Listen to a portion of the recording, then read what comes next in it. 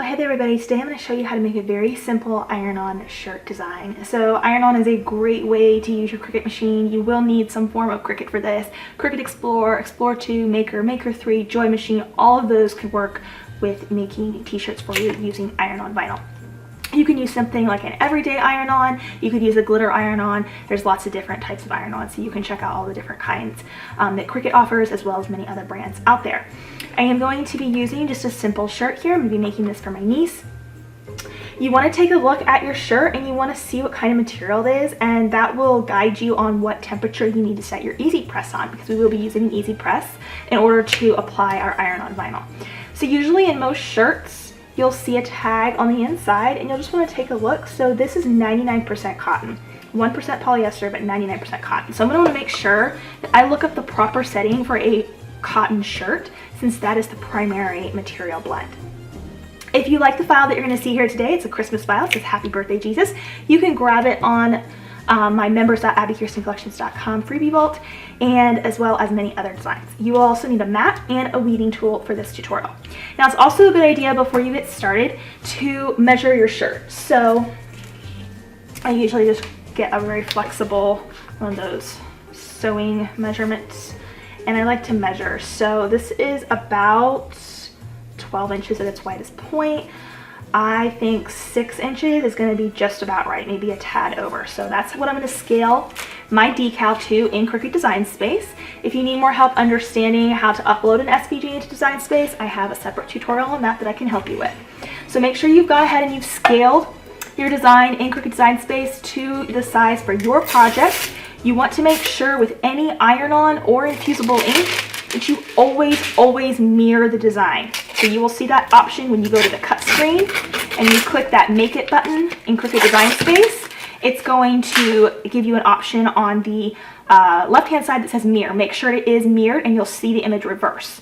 And the reason for that is because, let me get this tape off here. When we cut out iron-on vinyl, we have to place it face down, which makes the design reversed, which is why we have to mirror when we cut it so that it appears the right side up. So I'm going to take my iron-on here. The shiny plastic side goes down on the mat.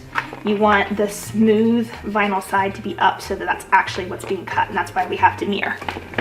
So I'm going to go ahead and place that right there on my mat. And the design's not very thick, so I'm just going to grab a pair of scissors. Make sure you have the proper setting. I'm using everyday iron-on, so that is what I am selecting in Cricut Design Space.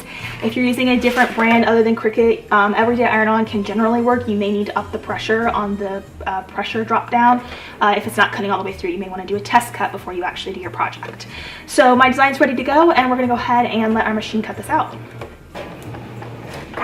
I'm going to be using the Cricut Heat Guide here. You can go to Google and just type in Cricut Heat Guide and it'll come right up at the top. I'm going to select the Easy Press 2 because that's the machine I'm using. The material is everyday iron-on, so that is the material I'm adding to it. And then the base material, which is our shirt, is 100% cotton. It's 99% cotton, but 100% cotton is what I'm going to select. I'm going to be using the Easy Press Matte, and then we'll just click Apply. Tells me I should set my press to 300 degrees for 15 seconds with firm pressure. Then you need to cool peel, and I'll show you what that means in a minute. So I'm going to go ahead and set my easy press. It's just a little too high. It's at 345 right now. So I'm going to hold the temp button and it's going to flash, and I'm going to bring that down to 300. And it says 15 seconds, so I'm going to press the time button till it flashes and then bring that down to 15 seconds as well. Once you're set there, just hit the Cricut button and it'll adjust the temperature. It might take a couple minutes to do that. You're going to want to make sure you have the Easy Press Mat. You could also use a thick towel. I do recommend the Easy Press Mat though for best results, just because of the type of surface it is. You're not dealing with something that's uneven. It might make your design go on bumpy or something like that. So I will be using the Easy Press Mat. All right, so our cut is done. I'm going to set that aside for just a moment. I like to basically iron my shirt before I do it because it gets out any wrinkles. If your shirt seems like it has any lint on it, you may want to take a lint brush to it. I'm just going to do a quick press here, basically like I'm ironing, just to sort of warm the material slightly. and it'll get out any wrinkles so that everything's gonna go on nice and neat. So just gonna do that real quick. And then we need to weed our design.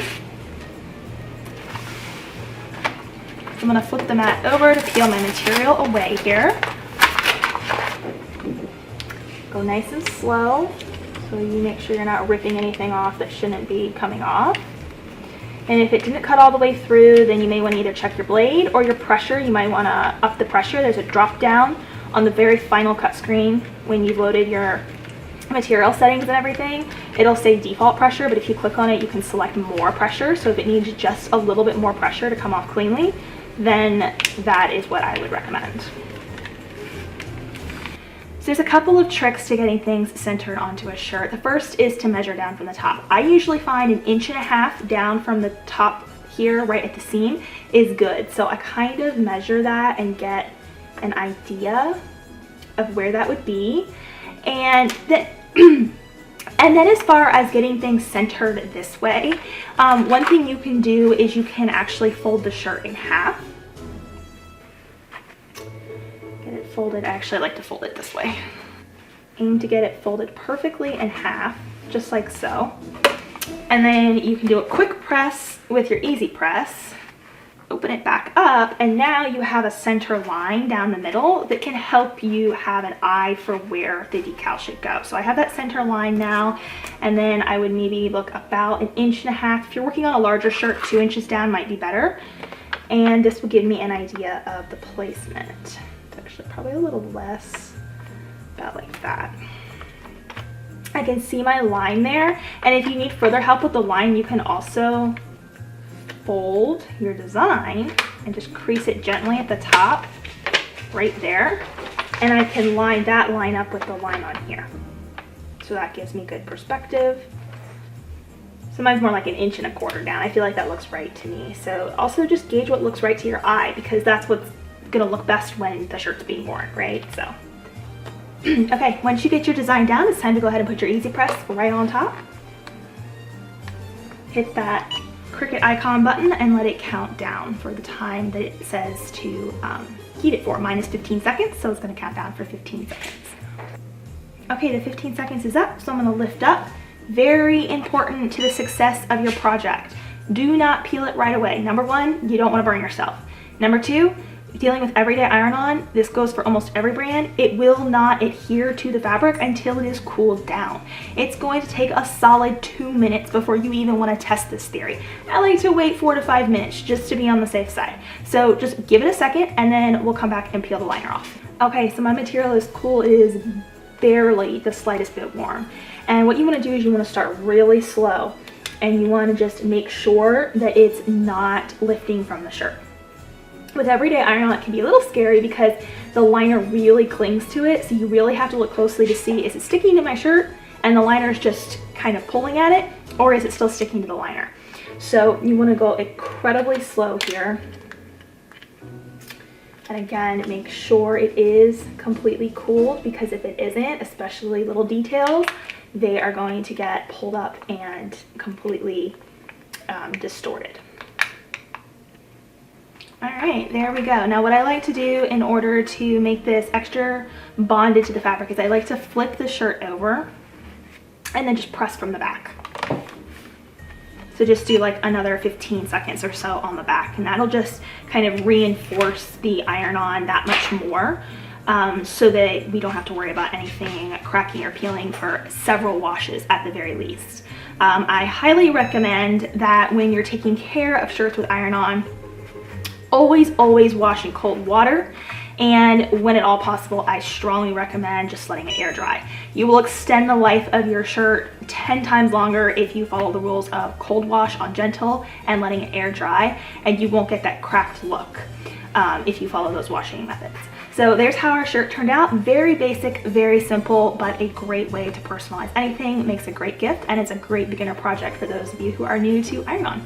I hope you enjoyed this tutorial, and I will see you all in the next video. Bye for now.